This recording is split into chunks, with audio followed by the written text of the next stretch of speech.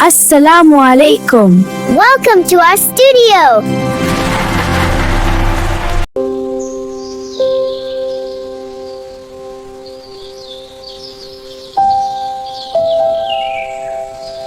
Wow, आज जुमा है, छुट्टी का दिन, बस आराम ही आराम।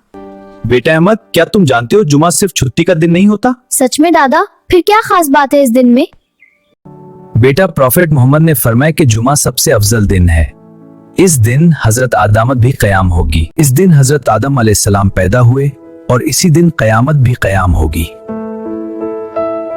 इस दिन एक ऐसी घड़ी होती है जब अल्लाह हर सच्चे दिल की दुआ कबूल करता है। मतलब अगर मैं दिल से दुआ करूं तो अल्लाह सुनेगा?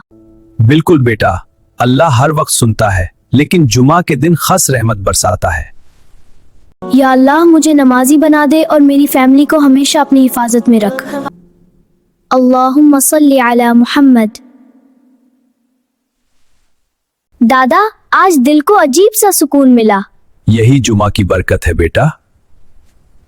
जुमा का दिन सिर्फ छुट्टी नहीं, रहमत, बरकत और कबूलियत का दिन है। या अल्लाह, मुझे रमजान के लिए तैयार कर दे और मेरे दिल को साफ रख।